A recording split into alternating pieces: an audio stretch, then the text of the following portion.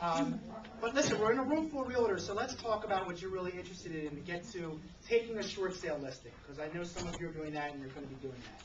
So you get a short sale listing, somebody calls you up, and this is the situation they're in. What are you going to do? Well, you're going to execute your listing agreement, and you're going to obviously use now, I'm sure you're all familiar with PAR, has released 3 forms that you need to use in these short sale transactions. And the first one is the addendum to your listing agreement. You've got to use this because it protects you as the realtor, okay? Because it basically covers a little bit of what a short sale is. So therefore, it's putting your client, the homeowner / seller, on notice that, hey, this is a short sale. You know, it's got to be lender approved. Certain steps we need to go through to get it there. And this is my commission, but it's subject to change, and lists a couple other things.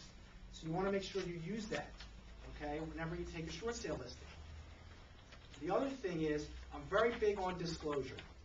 There's no such thing as hiding this from anybody, okay, because it's only going to blow up in your face in the end. So that means putting everyone on notice and putting in the MLS that it is a short sale listing. I mean, they're only going to find that anyway.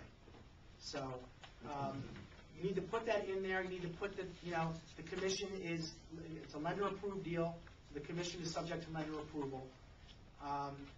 And when you get a potential buyer on board, PAR has another form, the buyer notification form.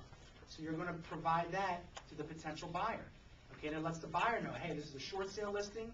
This is what's involved in a short sale, and puts them on notice so that there's no one's going to be surprised at the end of the day. Okay? So you're going to follow these steps, and then your job really is you're going to go out there and market this just like you would any other property. Okay? The difference is going to be whether or not you want to engage the services of an attorney, like myself, who deals with short sale transactions, or you want to take on the responsibility yourself. Because if you're going to do it yourself, there's a whole other layer of work that you have to perform, which I'm sure you already know, those of you who are doing it. What I really like about being involved in these transactions with a realtor that appreciates, you know, having an attorney involved is you form a great team. I can't do this by myself. It's great to have a realtor on board because invariably, even though I think I have everything lined up, the bank is always asking for something else, or the buyers are getting a little bit antsy, or the buyer's agent wants to know this, that, or the other. And to have the working relationship with the realtor is fantastic because we can cover all angles. We can both communicate with the lender with respect to certain things.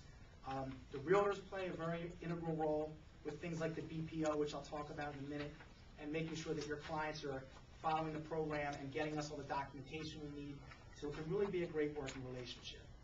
The biggest factor that I see that makes these deals blow up, aside from the lender, which is always the number one difficulty, are the buyers.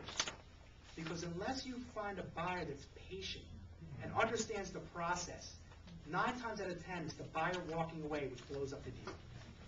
If you have a buyer that just sold his house and needs a place to move, or they're relocating from another town, they can't wait 60, 90, 120 days.